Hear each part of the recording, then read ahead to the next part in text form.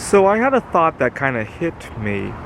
Yesterday I was watching Judge Judy, and you had this ex-couple who were suing each other over various things, right? Some property that needed to be returned, and yada yada yada, right?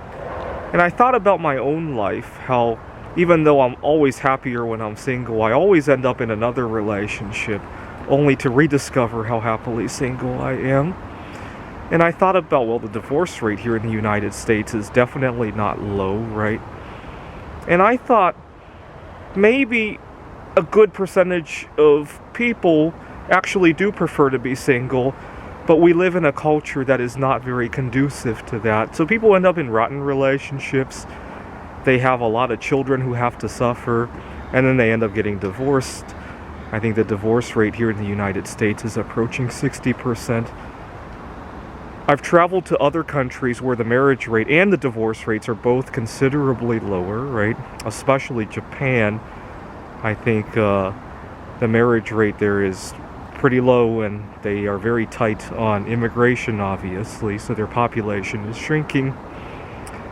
And so I think we could have lower divorce rates, lower drama. We could better control our population if only we allowed people to be happily single. Had a society. I'm not saying we should break people up.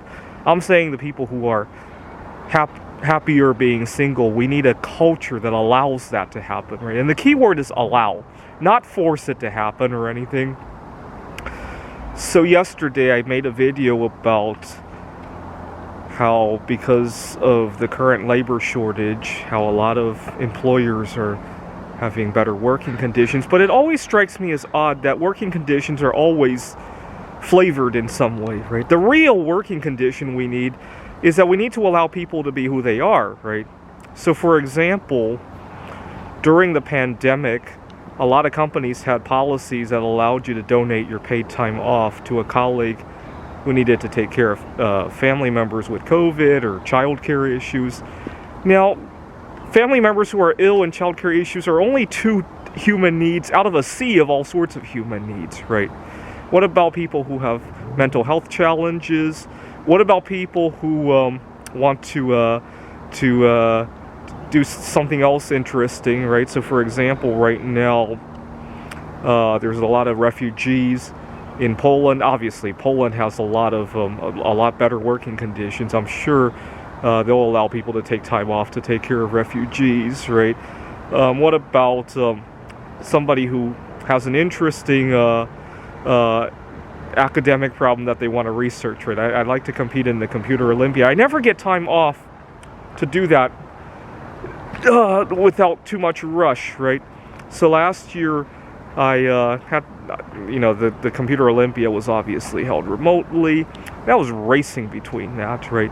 What about people who want to go out to view a lunar eclipse, right? I like to go out to view lunar eclipses every time they're up, and there are some mental health benefits to viewing things like that. We call it the overview effect, right? When people get to see where they belong in the universe.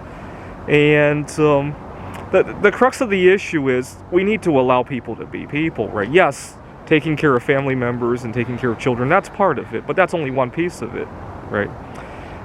Anyway, I think if we allowed people to be who they are, you would find that the percentage here in the United States, I think 6% of Americans are in the sexual minority, right? LGBTQ, right? But if we really, really allowed people to be who they are, I would suspect that percentage is a heck of a lot higher.